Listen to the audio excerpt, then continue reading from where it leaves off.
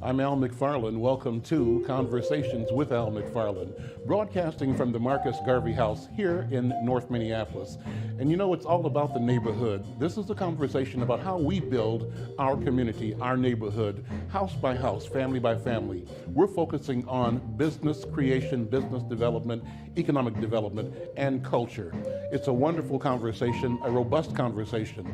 One of the guides for this conversation is my brother, who takes us on a musical journey, Wayne McFarlane and jazz. Check him out.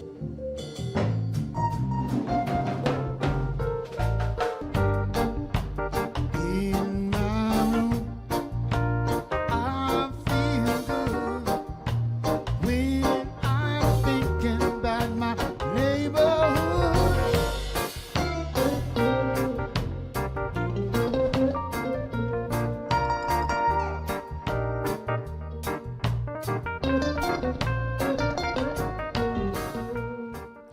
I'm Al McFarlane. Welcome to Conversations with Al McFarlane. Today's broadcast is created at the Minneapolis Urban League in North Minneapolis.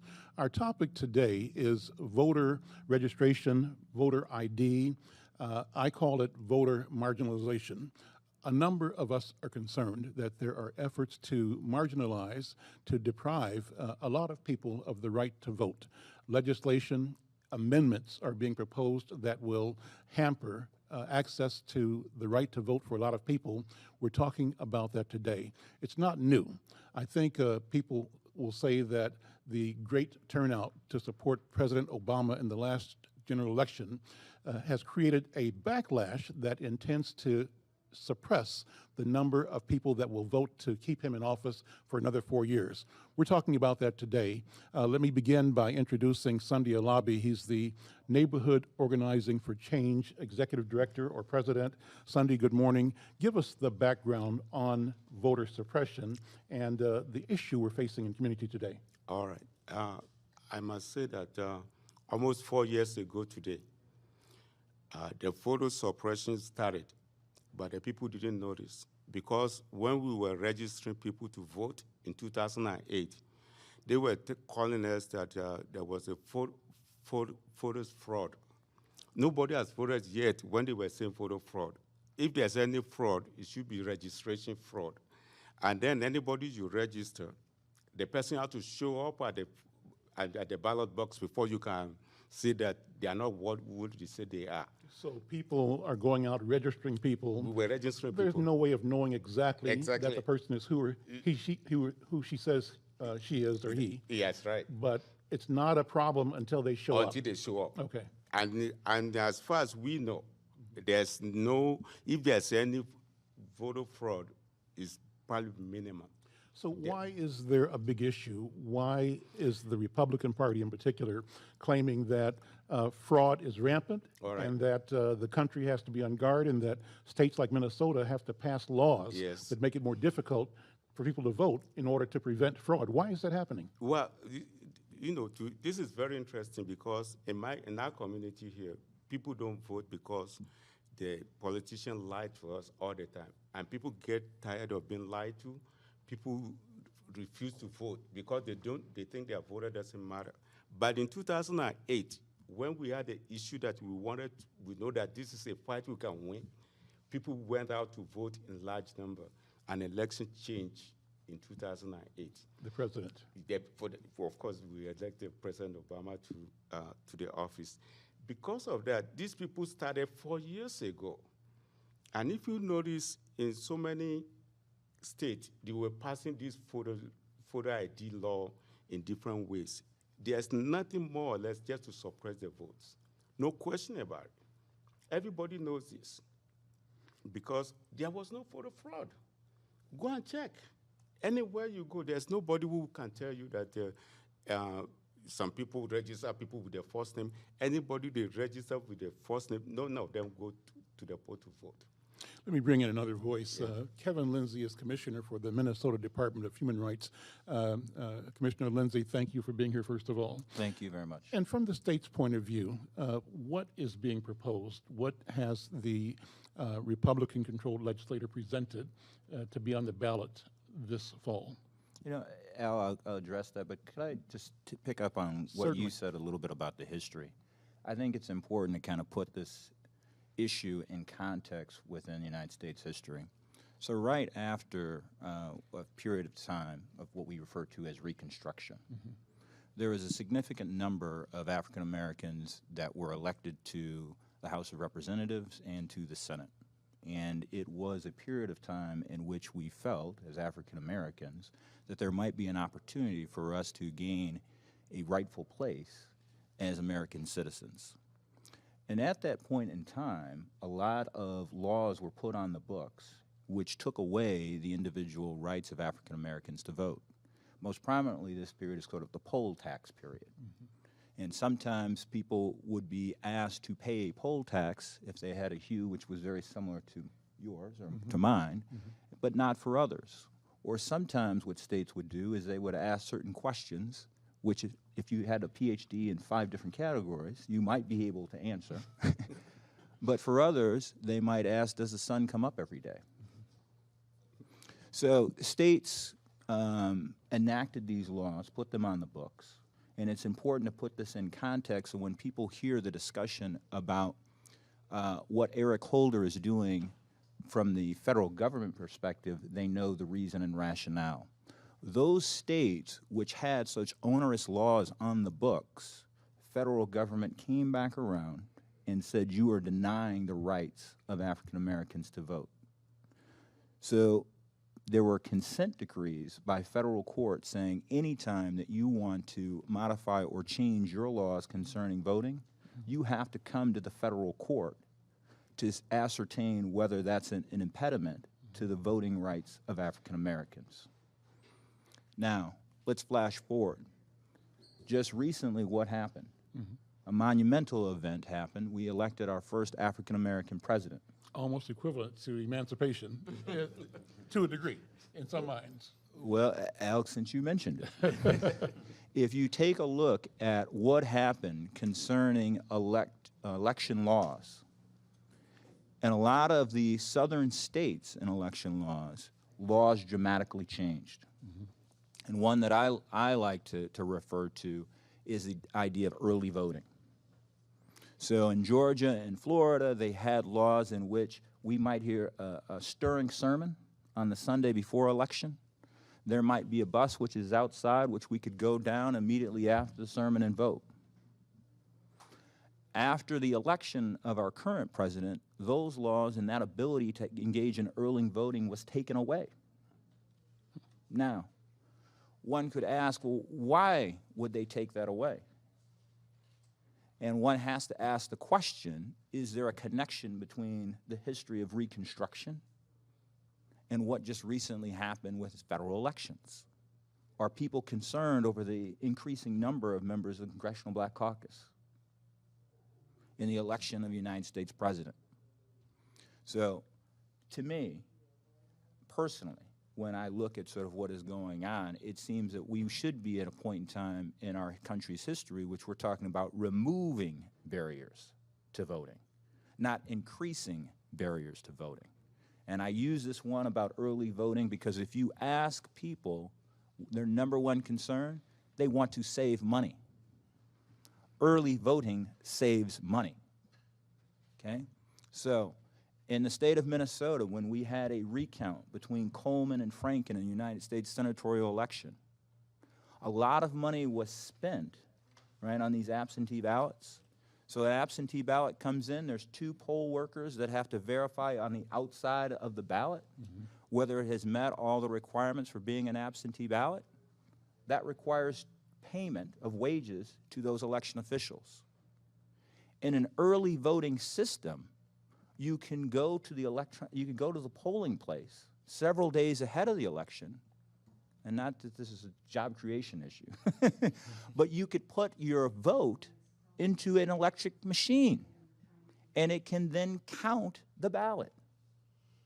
There's no additional cost. There's a cost savings to the system.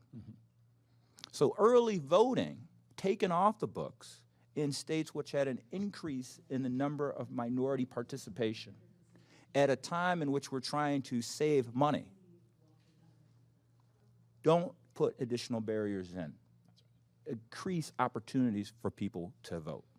And so it comes down to interest. Whose interests are being served by decreasing the access to the polls by our people or any number of people that stand to be marginalized by the voter ID and other restrictions? Well, it's just not us. This debate, this discussion reminds me of one of the quotes from Dr. King about stepping on someone instead of being into the ditch themselves. Mm-hmm.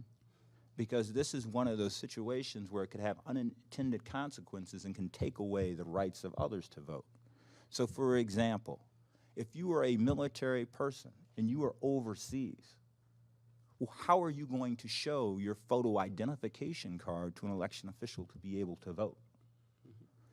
If you are a college student and your address might be different than your driver's license, are you going to deprive those individuals potentially of the right to vote? If you are a poor person and you don't have the means to be able to drive and have a driver's license, are you going to have your right to vote taken away? In the state of Minnesota, 10 out of 11 individuals in the state of Minnesota right now, over 60, are Caucasian. One of the fastest growing population demographics in the state of Minnesota are individuals over 65.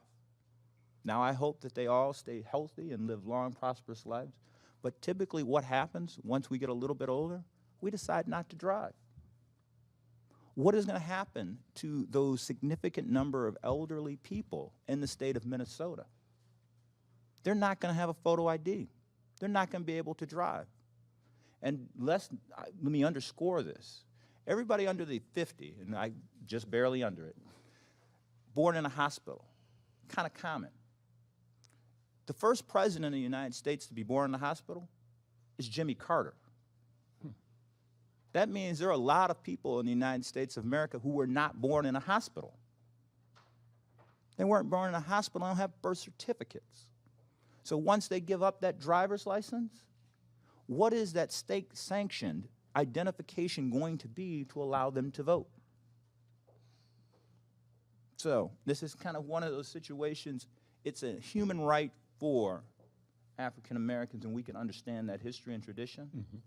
But this is a human right. This is an American right for the elderly, the poor, for military, for all. This is a cherished, important right.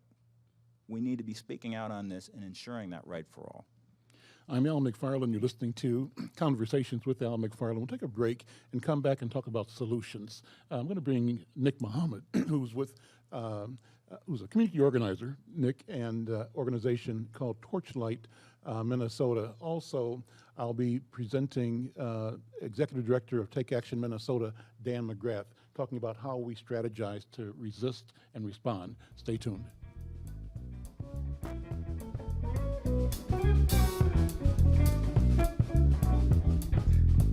Africa.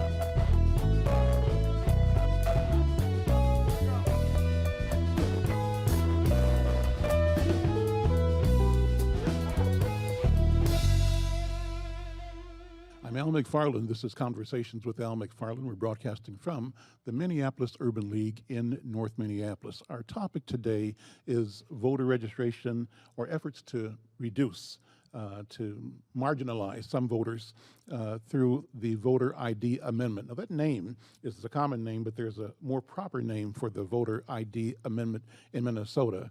Dan McGarth, your Executive Director of Take Action Minnesota, what's the name of this legislation? And if you would, give statistics that sort of illuminate the issues already pointed out by Commissioner Lindsey. Yes, absolutely. Just last week, Secretary of State Mark Ritchie changed the title of this amendment. That's something that's his legal authority to do, and he changed it to, and this is almost an exact quote, changes to in-person and absentee voting, voter registration, and provisional ballots. And the one thing the Secretary of State has done here is given a much more accurate title to what this measure is all about. It shouldn't go without stating that this is the most extreme form of voter restriction that's been proposed in the country. So in the last 2 years, only the last 2 years, 17 different states have passed voter restriction measures, which is phenomenal and speaks to what Sunday was saying about sort of this new national movement and national backlash that's been born to restrict the right to vote. A lot of that's about requiring a photo ID to cast a ballot. Mm-hmm. But I think what's important for members of the general public to understand is this is much, much more than the mechanics of voting. So it's true, 3 million eligible voters in Minnesota would now need to come up with a photo ID. But on top of that, we're talking about eliminating, flat out eliminating, Election Day registration. That's a system of voting that 500,000 Minnesotans use every presidential year. So think about that. 500,000 people can no longer get to the polls and register right then and there and vote. On top of that, it basically eliminates absentee voting, just like the commissioner had said. So folks who are defending our democracy overseas will suddenly lose their right to vote because the way this is written, folks need to provide substantially the same form of identification, whether they're voting by mail or voting in person. Well, how do you do that if you're serving our country in Afghanistan? Mm-hmm. Now, the last part is also very important to understand, which is this system, according to the Secretary of State, will cost upwards of $50 million every 2 years to implement. $50 million. We're a state that already has a deficit of what? I think it's $2.5 billion. We're going to be spending money to basically create a parallel system of voting in order to make all this work. So it has extraordinary ramifications, and let's keep in mind, right? Minnesota has the best voter turnout in the country, right? It's no accident that this is popping up here and popping up in other places across the country. Just one last point I'd make is that when we do talk about photo ID, it's not as simple or as benign as people might think. 25% of African Americans in this country do not have a current photo ID. That is the leading demographic category. It is no accident that the folks who are responding to the presidential election of 4 years ago are now putting these sorts of measures forward. And it's going to have tremendous impact. When you talk about what kind of state we want to live in, I really think this is a question that isn't just about whether or not you want to be able to vote or how it should happen. It's about what kind of state we want to live in. Do we want to live in a state that's just going to flat out exclude people from our democracy? Or are we going to welcome people in the way that this state has traditionally done and gotten better at doing, so that we're making decisions together that reflect what we all care about? So I'd say that. Nick Muhammad, you represent, in my view, the hip-hop nation, the hip-hop generation, and you all turned out phenomenally in the last election. That group maybe is as much at risk of being marginalized as any other group. What do we do about this trend to take away the gains that have been made, that have been earned by people registering and voting? How do you respond to that? Well, our response is to fight. We have to continue to secure our rights. Like, there's been a legacy that's gone before, not just the hip-hop generation, but largely in part the African-American community in general, in the struggle to secure the voting right. And one of the things I like to highlight is how they try to frame it in a way that we take something that we fought to have as a right, as a privilege, comparing it to something like a voter ID or a driver's license. Driving is a privilege, voting is a right. And we have to draw that distinction between the two and make sure that we highlight that so that the younger generation can actually understand what's at stake here. Are people getting the message, though? I don't know that there's been this fire in the neighborhood. Are we understanding what's at stake? Well, from my vantage point, we've been doing what we can, myself and other organizations and other community organizers, to make sure that we're voicing this opinion and starting up the conversation. People like yourself making sure that we're promoting this. One of the things that I do look forward to is some of the other organizations and foundations out here to put the funding behind the voter ID bill the way that, the other amendments that are attacking other basic rights of our community and members of our community. But in the long run, I hope that we can garner those resources and get that funding going. But the main thing is to make sure that we begin to broadcast the message and encourage people to step up and secure that right and not let it slip through their fingers. Dianne Binns is the first vice president for the St. Paul NAACP and chair of the Voter Registration Committee. Dianne, what are you doing to respond? What action are you taking in St. Paul? Well, what we are doing currently in St. Paul is that we are holding educational forums for the community. And at those forums, we are informing them about what are the mechanics of voter ID, how it's going to affect them, the community, and also we're registering people to vote. And so we had a forum at the at William Mitchell Law School, and it was a great turnout. There were people there who were going to vote for this amendment, but decided not to after they heard the presentation. Did they say why they were going to vote for it? Because they said that they believe that, and I think that's one of the misnomers in our community, is that everybody's concerned about voter fraud. There is no voter fraud. In my opinion, this is a solution looking for a problem. Mm-hmm.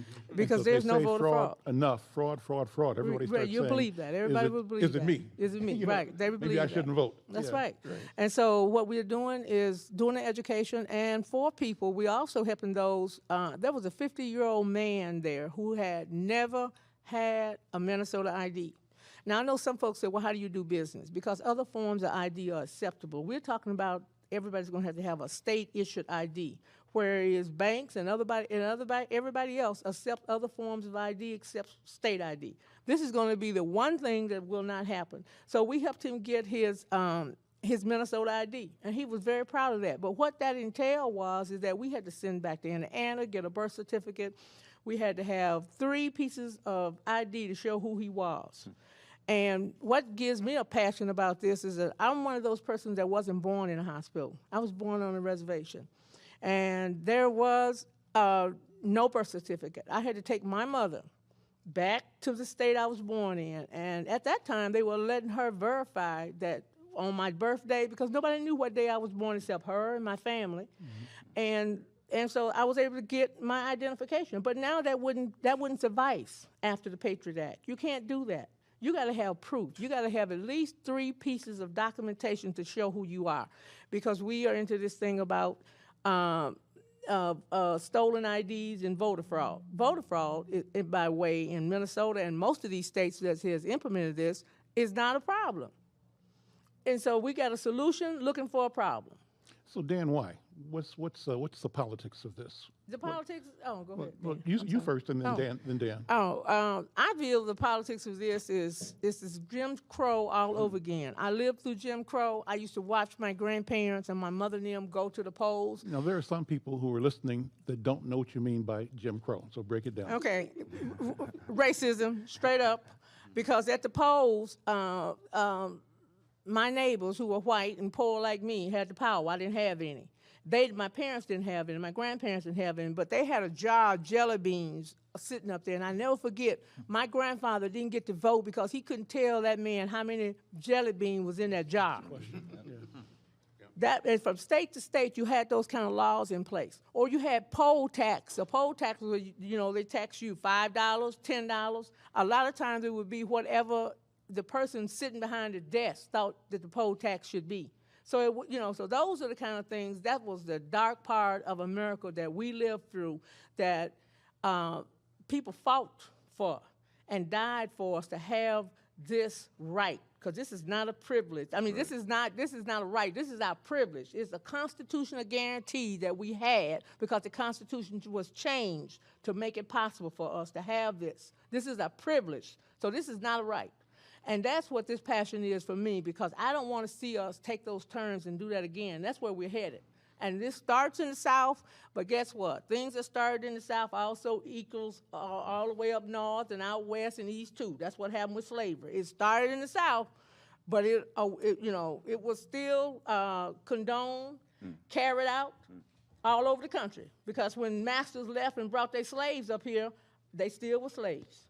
Dan, what do we do? What are the politics behind this, and how do we organize? And what is Take Action Minnesota doing to organize? Yep. So I'll say I appreciate the commissioner's comments. There's one thing I would disagree with, which is that I don't think the consequences are unintended here. They are very much intended, and that it's important to understand, right, that this amendment impacts all of us. Any person who changes their address in September or October of an election year might lose the right to vote. Anyone who loses their wallet around Election Day loses the right to vote. Not to mention, right, all sorts of people who are pushed to the margins because of this extraordinary economy and recession we continue to be in. So I'll just say that I absolutely agree with that. I think this is Jim Crow under another name. I think it's also important to note, just how broad these ramifications are. My uncle was unemployed for 8 months last year. Mm-hmm. He is mad as hell about what this economy is doing to people. Well, people who profit from people being unemployed don't want him to vote, so they go after him, right? People who profit by disinvesting from our communities, they don't want those communities to vote. So it's not so subtle. Now, I think our job as organizers, and this is something that I think is on all of us, is we got to peel back the layers. Let's be really clear, right? The other side has been very, very good at making this sound like common sense. Mm-hmm. What's the big deal? It's a photo ID to vote. Everybody wants honesty. Everybody wants to not be scammed by unscrupulous people. You got it. And so why are you objecting to people having to show an ID? That's kind of the really soft approach of the proponents of this amendment. That's right. And so, I'll say, Take Action Minnesota is a community organization. We've been knocking on doors on photo ID for better than a year now. And our experience teaches us that, you got to sit down or talk to someone face to face and say, well, all right, let's think this through here, right? Why is it that this is coming before us? Photo ID to vote, okay, well, what about your grandma? What about your daughter in college? What about your neighbor who just lost his job? These are people who are impacted by this. You might have an ID today. Mm-hmm. Who's to say you're going to have it tomorrow or 15 years, whatever the case might be. So a lot of what our organizing has to do is both peel back the layers of this amendment and give these facts meaning, right? It can't just be a litany of let me tell you how many hundreds of thousands of people are going to be obstructed from registering to vote. Who are those people? Mm-hmm. What kind of state do we want to live in? Those are the sorts of conversations we need to be having with our neighbors. And more than anything else, we as a broad campaign, and so there's a broad campaign called Our Vote, Our Future. It's a big coalition that's been organizing on this. No one can be taken for granted. Not a single person in the state can be taken for granted. Everyone's got to be reached, talked to, and encouraged to get out there and vote no. Dan, I don't think that we disagree. I didn't think so, actually. No, I don't think that we disagree. But I do think that the people who were trying to marginalize some are going to marginalize a lot more than what they initially. I would agree with that. And to Diane's point, and I know that you are sort of on this same, people need to know when people are talking about fraud, what they're talking about in the state of Minnesota as someone who has litigated election law cases. They're talking about individuals who still need to satisfy the terms of their release from prison. They are not talking about an orchestrated process by which we try to elect Mr. McFarlane, where we all go out and find 10 of our friends and then make IDs and then fraudulently try to stuff the ballot box for our friend, Mr. McFarlane. No one is talking about that. That's not what they're talking about with fraud. And if that was going on, if that really was going on, then this would not be the solution to it. The solution to it would be to go and hire more prosecutors and then up the penalties for that type of behavior and conduct. And nowhere in this country is any state legislature doing that. What they're talking about is having someone, when you go to the polling place, review a photo identification card. You're not going to combat intentional fraud by doing that. And to suggest otherwise is just foolishness. and everyone knows that, who's over 21, who's gone to some adult place. Wait for it. Right? Because there might be, right, a false identification card to get someone underage into that place. So no one can be honest, intellectually honest, and say that a photo identification card would solve intentional fraud in the voting system. I'm Al McFarlane. This is Conversations with Al McFarlane. We'll come back and talk more about the question of voter ID. I want to bring up Mona Langston. She's the outreach director for Minnesota's DFL, and she's going to talk about the question I've raised already. What's the politics behind this question? Also a columnist in Twin Cities and community organizer Mel Reeves. Others in the audience will speak as well. Stay tuned. I think about you, you think about love. Tell me what you want, I'll give you my love. The morning in love is up so the rain.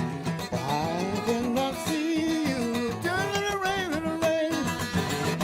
You call me up and I can't say. I wanna hear this message today. You come to rock the body and trigger the mind. Don't waste none of my time. It's alright. It's okay. It's so wonderful having a conversation today with all my friends. All my loved ones, we understand. Everybody say, we wanna be dancing in the morning about 9 o'clock. We wanna be moving and say it's your body will rock. Every time we talk about it and all the things we say, I wanna live till the morning, live till the morning, live till the morning and play this old place where I'm going. This old town, tell me what I'm doing. This old place where I'm going. This old time, tell me what I'm doing.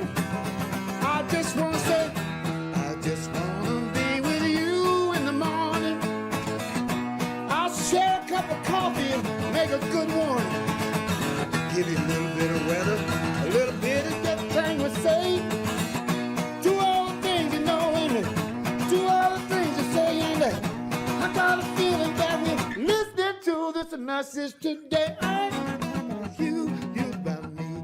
Everybody say, I think about you, think about me, think about love. Music's so good, think about love. And I gotta love, think about things I say. I'm Al McFarlane. This is Conversations with Al McFarlane. We continue our discussion on the voter ID amendment. It's got a different name, but the issues are the same. I want to invite Mona Langston. She's outreach director for the Minnesota DFL to answer the question I posed earlier. What are the politics behind those who are driving this proposed amendment to our state constitution?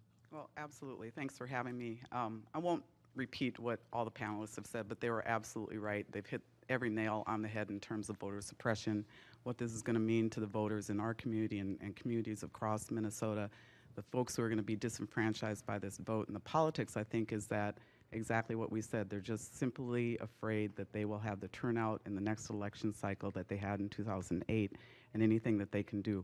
You brought up a good point about the recount elections. Well, those margins were so close that if they can even get a few thousand people to not be able to vote because of this ID issue, that could very well make a difference in whether you get a Republican or a Democratic person in a particular position, not just in the state of Minnesota, but also at the federal level as well.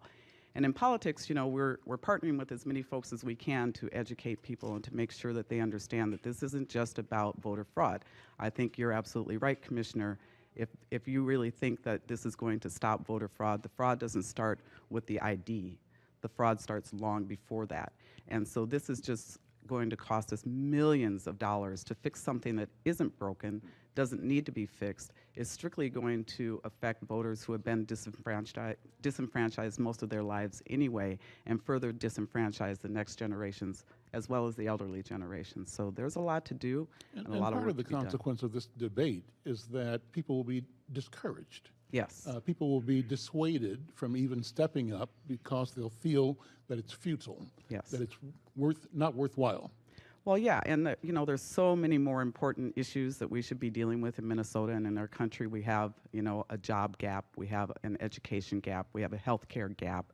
The state legislature this year spent more of their time as a Republican majority trying to suppress vote and take away rights and put into the Constitution, which is actually designed to give rights, something that would limit rights. This is something that... So are the Republicans mean-spirited? Are they, what's driving it? I mean, they I'll see let you use themselves those as, words. well, they see themselves as decent, law-abiding citizens, and they see themselves as wanting the best for our state and for our country. I wouldn't even pretend to try to get into the minds of those. I would say that from an outsider's perspective, they appear to be, they think that what they're doing is the right thing. I just think that they've used the wrong tool and the wrong avenue to try to do that. I think if we all sat down and talked about voter fraud in its real sense, we might find a different solution that isn't going to cost the state and the local governments millions and millions of dollars. Thank you, Mona. Thank you. Commissioner, what about it? You mentioned the real fear is that people that had been disenfranchised because of criminal activity might vote, and that's kind of what they really are trying to stop. Is that correct, or did I understand you wrong? No, I think that is correct. I mean, if people are talking about ensuring that individuals who have not satisfied the terms of their probation and are still, as we call, on paper, then you can educate correction officers, you can educate those individuals to ensure that they do not go to vote. But let me say And two things. how big a problem has that been? Less than 0.002%. Right. So I alluded to the fact that while I was at Ramsey County, I litigated a case on behalf of the county when they were challenged concerning the Coleman versus Franken senatorial election. So over 3 million votes are cast, and you have to go out 3 zeros and then add a number as it relates to the number of ballots cast in that election in which someone who was still on paper voted. So it's infinitesimal, okay? So to that issue, Governor Dayton asked for an election integrity task force to be formed to communicate to those individuals so they do not commit what we define as election fraud under the law in that situation. But to that point, just 2 points, and if you have satisfied the terms of your release, your right to vote is restored. Let's be very clear on that. So once you have satisfied the terms of your release and you are no longer on paper, your right to vote is restored. The second point is, I think the election integrity task force, when I was there and participated, there was a gentleman from the Iowa election officials, and in his words, Republican, top official, having a photo identification, it will be obsolete by the time in which it gets implemented. So here he is telling the Election Integrity Task Force, do not come forth with a recommendation for photo identification because you are trying to implement an obsolete system from the inception. Dan? Yeah, just 2 points. One on that recount between Norm Coleman and Al Franken. You know, no one is more self-interested in discovering voter fraud than a candidate experiencing a recount. And Norm Coleman's own attorney, Fritz Kanak, said very publicly, he said, maybe it's the people, maybe it's the law, but there is no voter fraud in Minnesota. This is a man who's in charge of an operation of combing through literally every single ballot of 3 million cast to try to find a way for his candidate to win. The politics of this, you know, is both a U.S. Senate seat and a governorship, both up for election in 2014, 2 years from now, both of which were last decided by recount. The last point I want to make is this. we do ourselves in this room and in this conversation no favors when we keep talking about voter fraud. You know, the only fraud that's actually being committed here is making it harder, if not impossible, for more than 700,000 eligible Minnesota voters to cast a ballot. Let's not play into the other side's trap, this red herring. No, what's 700,000? So we're saying, and this is again according to the Secretary of State, 500,000 people who use Election Day registration to turn out and vote, plus 215,000 who are currently eligible voters, people already casting a ballot, who don't have a current driver's license. That's according to the Secretary of State. Now, mind you, we're all impacted by this, but those are folks who are directly impacted. So I'd just say, right, that to me is a systemic effort to suppress the vote and ice people out of this, out of our democracy. That's unconscionable, and that's what we need to defeat. That to me is voter fraud. Mel Reeves, question, comment? Yeah, I think you were getting at the why earlier, the political piece in this. I mean, you know, we like to talk about having a democracy, but in reality we have a bourgeois democracy, right? Meaning that it's really more democratic among the folks who have money, the 1%, right? And we see that now with the slippery slope that we've gotten on with them being able to put more and more money into the elections, right? So, you know, if you got several million and I got $1, I think you're gonna pay attention to what the person with several million. So we have this imbalance to begin with. And then this is part of a procession that we've seen by the ruling class in the sense that even I think the disenfranchisement of ex-felons, I think is problematic. I think that the rules in Minnesota are still too strict. What should happen is once you're released, you should be able to vote.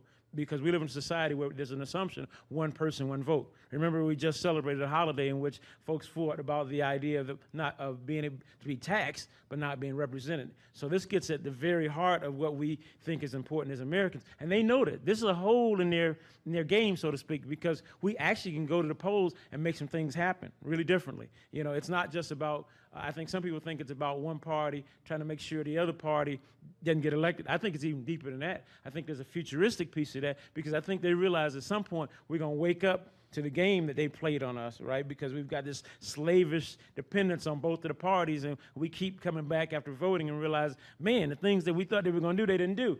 And, you know, as long as I've been alive, we've been doing that game, right? But I think at some point, one of these generations is going to wake up and say, you know what? Let's vote for Sister Dianne Binns. She said, hey, I'm going to fight. We're going to get some jobs. We're going to change some things for real. You know, we're going to end the system of mass incarceration. So folks are going to start coming up who are going to actually represent our interests, and I think they're afraid of that futuristically. I think that's the other piece of this, because you all have laid out the problem. I mean, and you're right, there's no fraud. I mean, I don't even have that discussion because it's not even real. There's no such thing as fraud. Mm-hmm. I mean, we saw this played out in 2000 election as well, and if you notice, the other candidate did not complain. I tell people that all the time. The other candidate did not complain about supposedly being ripped off. Now, you would think that he would complain, right? That told me that there's something else afoot here because, you know, there was some real voter fraud on the part of the people who were paid actually to oversee the thing. So that's my perspective. I think this is very political and that they really want to take away all our right to pretty much say what we want. And that voting is still a hole. It's still an opening for us to actually have real democracy, and that's why they're after it. Okay. Sunday, what are we doing? What kind of actions are afoot now? As I said earlier, you know, this thing is systematic. I mean, you know, it started 4 years ago. And I can tell you, I mean, I look at this thing from the prism of my community here. We registered in our low-income community over 48,000 people, new voters. We know for sure that helped to put Keith Ellison in office and Barack Obama in this state. And one thing I know for sure in this country is that once you start making changes, they notice you and they want to change they want to stop you from making those changes. And the thing I will tell you for sure is that for me, I know people die for this thing. I mean, people spill their blood to give us the right that we all enjoy today. The least I can do in this coming fight is to register people and make sure this voter ID doesn't come to pass. It's almost, I mean, unforgivable for anybody to let this happen. I mean, you know, I will make sure, I mean, and I tell you, if you live in North Minneapolis, I will be knocking on your door every day to make sure that you stop this That's fight. the other thing. We have to organize. That's true. Yes. We really got to.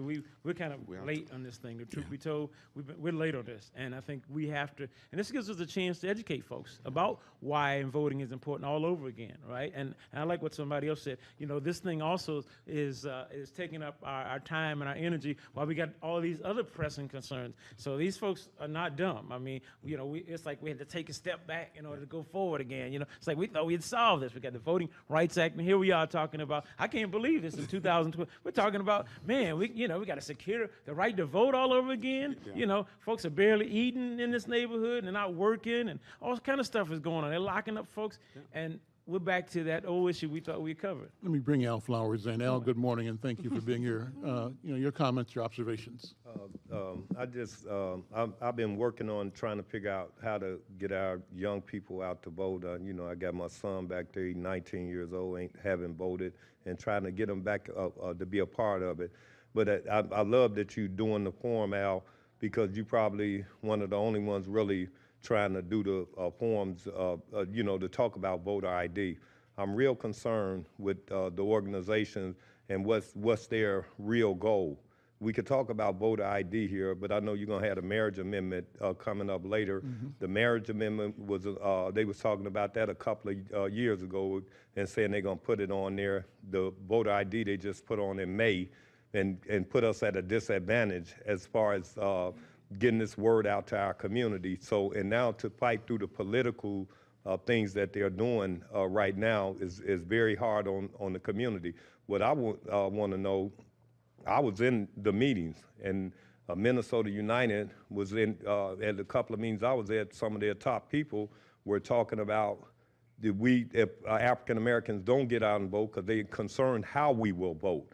And if they don't get out and vote, then it was good for them, because that's good for them. If they do get out and vote, don't educate them on what it is, and because if you don't vote at all, it's a no vote for the marriage amendment.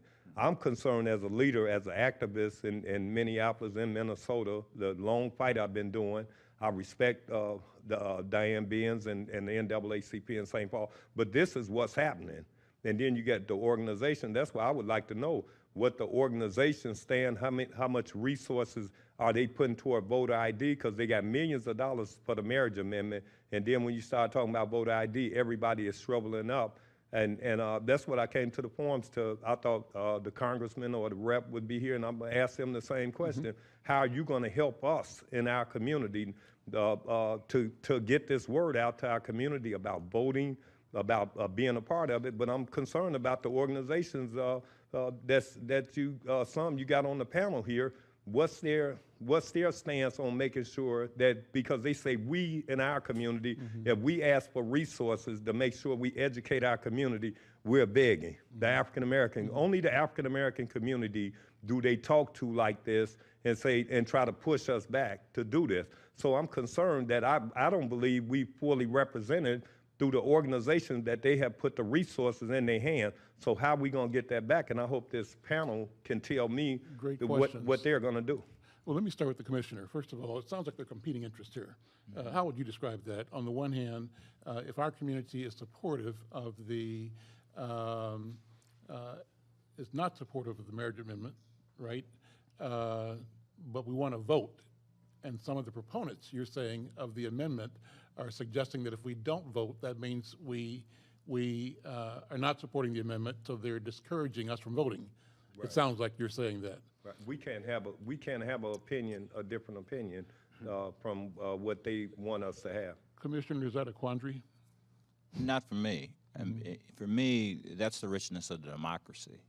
I don't want to exclude that conversation. I want to engage in that conversation. So to the extent that there are some in the community that might want to vote yes on the other constitutional amendment, I want to engage in that conversation.